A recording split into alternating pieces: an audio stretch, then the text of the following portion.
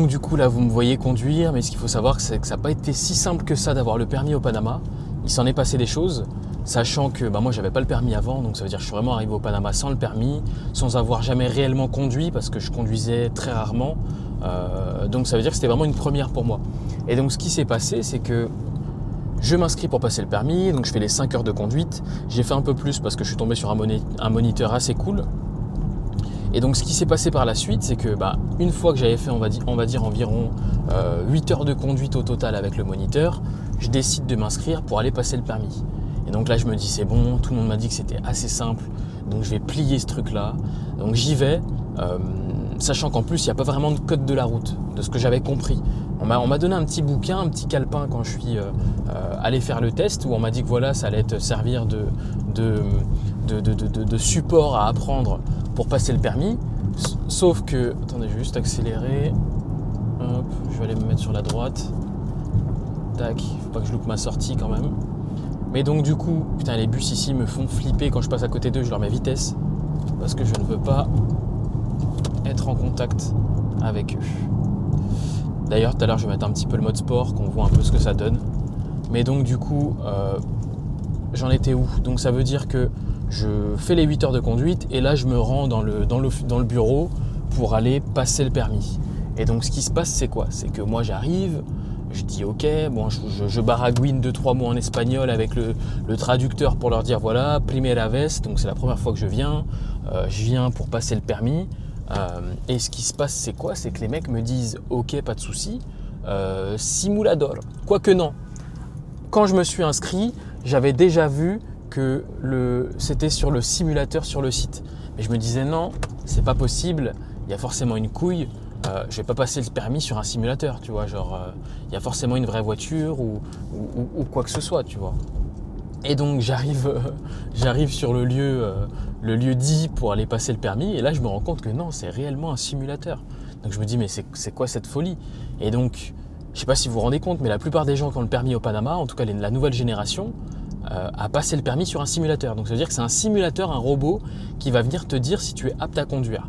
Après oui, il y a eu les 8 heures de conduite, je suis d'accord, mais malgré ces 8 heures de conduite, le gars n'est pas là pour te dire tu sais conduire ou tu sais pas conduire. Lui, il est juste là pour te faire conduire pendant 8 heures, 5 heures, et une fois que c'est fait, il te donne le certificat pour te dire ok,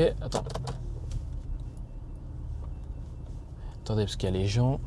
Ici, ce qui est intéressant, c'est qu'au Panama, c'est comme aux États-Unis. Donc, quand tu es sur la file de droite et que tu tournes, que tu tournes à droite, t'as pas besoin de respecter le feu. Tu peux vraiment passer comme ça. Et donc du coup ce qui se passe c'est que j'en étais où? Donc du coup première fois j'arrive au permis, je vais pour le passer, là je vois que c'est un simulateur. En plus de ça les mecs ils me le mettent même pas en anglais, donc ça veut dire que je passe vraiment le permis en espagnol, donc la conduite sur le simulateur. Et sur le simulateur, d'une, je comprends pas les informations, même s'il y a les flèches, tu as le stress, il y a plein de choses. J'arrivais pas à être focus et capturer toutes les informations pour faire le test correctement. Donc ça veut dire qu'à un moment j'oubliais de mettre les clignotants, je respectais pas forcément les limites de vitesse. Pour moi j'étais dans un jeu quoi, donc je bombardais. Bref, j'étais en roue libre totale. Ce qui fait que du coup j'ai loupé, logique. J'ai loupé donc mon permis la première fois et je me suis dit vas-y tu sais quoi, je vais le passer une deuxième fois. Et donc quand j'ai passé le permis la deuxième fois, cette fois-ci je me suis préparé réellement. Je l'ai eu parce que j'avais trouvé une vidéo sur YouTube où tu pouvais du coup voir un peu à quoi ressemblait le test et même dans les commentaires tu avais des vaillants qui t'expliquaient étape par étape ce que tu devais faire au niveau de la conduite. Donc du coup la deuxième fois que j'ai passé le permis, je l'ai eu. Je suis tombé sur une personne grave sympa, elle me l'a mis en anglais et j'ai pu passer le permis sur le simulateur et j'ai eu mon permis. Ensuite, donc une fois que j'ai eu mon permis à la deuxième tentative, il fallait passer le code. Et le code au Panama, le jour du test, c'est 7 questions. Donc c'est-à-dire que tu as 7 questions pour établir si tu es apte et que tu comprends le code de la route panaméen. Je ne sais pas si vous vous rendez compte. Et donc ça veut dire que moi j'ai eu 7 sur 7 parce que j'avais révisé comme un fou la nuit d'avant. J'avais révisé 90 questions d'ailleurs, non 130 parce que techniquement il y a 130 points à connaître, mais le jour du test il t'en donne que 7. Et donc j'ai eu 7 sur 7 et me voilà, j'ai eu mon permis. Je vais vous montrer à quoi il ressemble. Et du coup, j'ai eu mon permis avec la petite photo stylée. Donc voilà. Donc ça veut dire que première tentative loupée. À la deuxième, je l'ai. Ensuite, une fois que j'ai le permis, une semaine, on va dire, de recherche. Parce que je n'étais pas dans une recherche active de véhicule, mais je regardais, ça me faisait plaisir. Et 2 semaines après avoir eu mon permis, je me suis acheté le Macan S. Et donc voilà.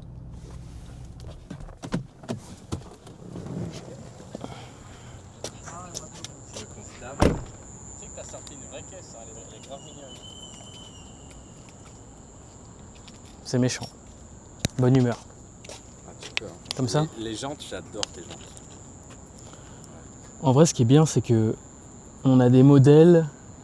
Bon, après, si, je crois que j'ai déjà vu des Macan un peu similaires. Je sais pas si j'ai vu la même couleur que le mien, mais par exemple, un Panamera comme ça, il n'y a que le tien. J'en ai pas encore vu. J'avais déjà vu des classes S, j'avais déjà vu un Cayenne, mais Ouais. une Panamera, j'avais jamais vu comme ça. Je pense qu'on a sorti les modèles de Panama là. Je crois qu'on a sorti les deux caisses. Mais à mon avis, je vais changer mes jantes. Ah ouais? Je suis pas convaincu des jantes. Ça fait de. C'est la petite. Ça fait vintage quand même. Ouais, J'aime bien. Bon, j'avais une petite session de boulot. Là, c'est fini. Donc, je vais rentrer à la maison. J'attends la voiture là. Je l'ai donnée au voiturier. Donc, je prie pour qu'il n'y ait pas d'égratignure dessus.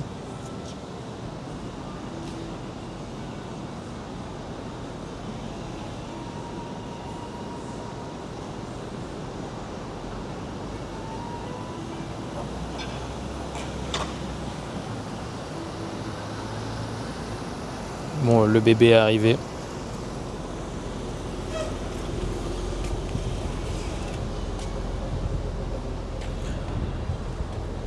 Gracias.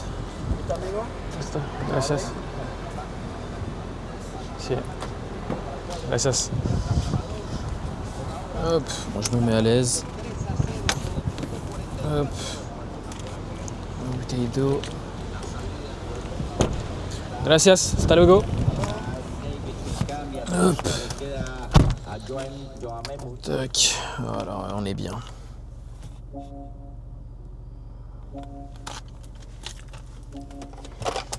Mettre mon téléphone en charge.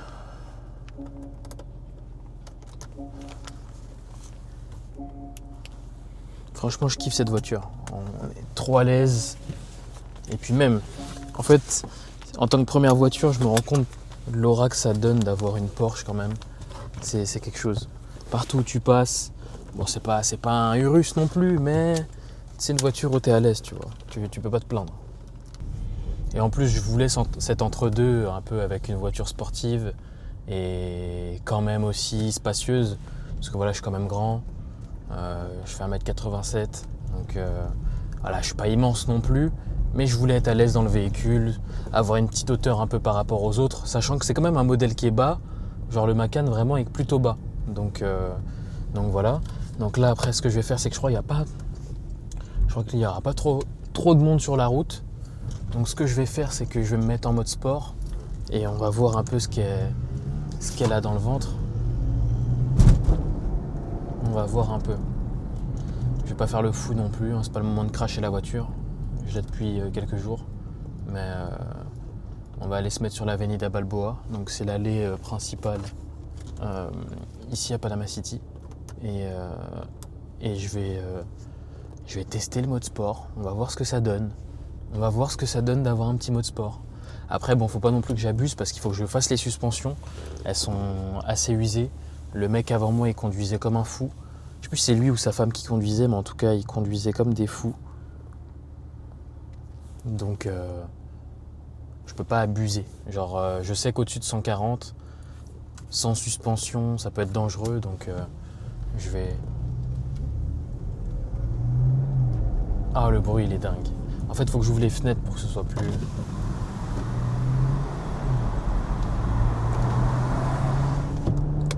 Oh, c'est pas si... En fait, on n'entend pas... C'est pas si choquant que ça au niveau du bruit. Hein.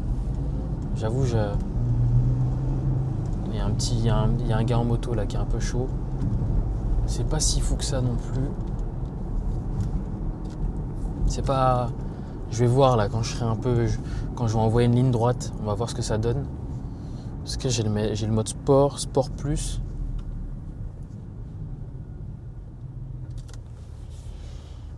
Je sais pas c'est quoi ce bouton là. Avant il n'était pas allumé. Ah c'est quand je mets le mode sport plus. Ouh loulou, même la caméra elle tombe. J'ai mis un petit coup là. Non vraiment, le modèle il est dingue. Quand je mets des petits coups d'accélération, c'est dingue. Putain, pourtant il y a 4 pieds sur la caméra, mais là après j'abuse, non, elle est pas non plus. Faut que je la colle à la fenêtre. J'ai acheté le nécessaire pour ça. Mais quand je mets mon petit coup d'accélération, j'aime bien là. Vraiment, j'aime bien les sensations que ça me procure. Oh là là, c'est. Allez, je passe. Oh là là. Oh là là, c'est dingue. Oh là là. Oh c'est dingue. Là, j'ai l'impression de me sentir en testeur de voiture. Le mode sport. Non, c'est dingue. Je sais pas si vous arrivez à le ressentir au niveau de la caméra, mais quand j'accélère, quand je me rapproche des 100 là, c'est dingue. En fait, tu sens une. En fait, faut vous rendiez compte, hein, c'est ma première voiture, donc peut-être vous allez me dire, il n'y a rien de choquant, mais première voiture là, quand je sens la poussée, parce qu'elle est quand même lourde, tu vois, c'est quand même c'est un SUV, mais quand elle accélère, elle te laisse quoi, elle te jette. Quand j'accélère, ça te jette. Oh, je suis obligé de tenir la caméra parce que. Oh là là là là là là. Je vais me calmer parce que je vais pas rentrer chez moi tout de suite. Je vais continuer à faire des piquettes.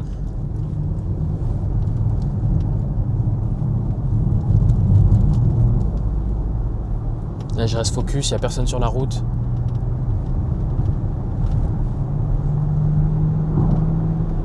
Oh là là. Carrément, j'ai même grillé un feu rouge tout à l'heure.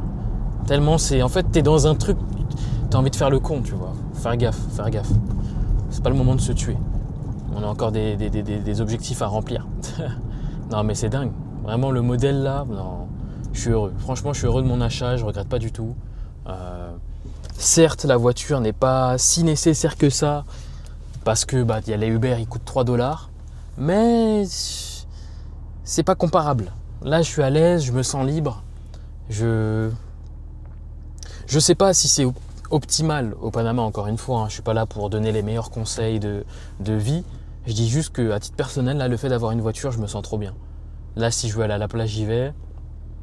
J'ai fait un date trail. On a fait du trail. Je sais pas comment on appelle ça. On allait faire de la randonnée, quoi. Tu vois. Donc, on a pris la voiture. Elle a kiffé. T'es là, la vibe, c'est trop bien. Dans la voiture, je mets des petits coups d'accélération, elle stresse un peu. Je mets le mode sport sans rien dire. Et je mets un petit coup d'accélération, ça fait trop la diff. Franchement, je comprends en fait maintenant les gens qui ils avaient leur voiture, ils étaient toujours... Pour 5 minutes, ils prenaient la voiture à chaque fois, je comprenais pas. Maintenant, je comprends. Des fois, je vais chez Jonathan, il est à quoi? Il est à 10 minutes à pied, je prends la voiture. Oh là là. Ouais, non, c'est trop. Laisse-moi enlever le mode sport. J'enlève le mode sport. C'est bon, c'est fini. Le mode sport, là, En fait... je rigole tout seul. Est-ce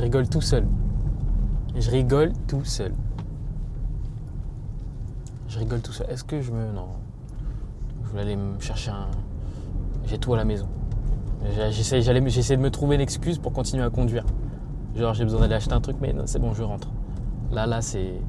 Faut rentrer. Je vous montre, là, on arrive à la casa. Je vous montre.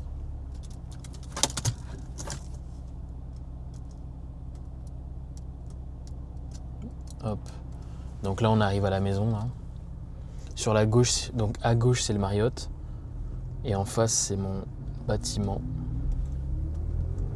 C'est vrai que le mode confort aussi est sympa. C'est une conduite, voilà, c'est confortable.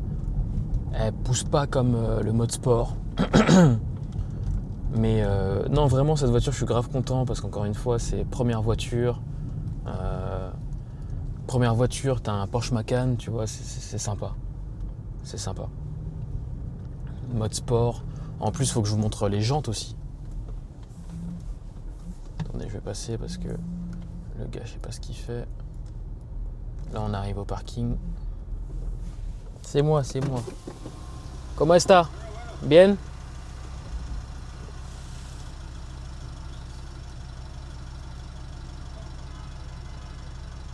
Donc là, c'est la sécurité.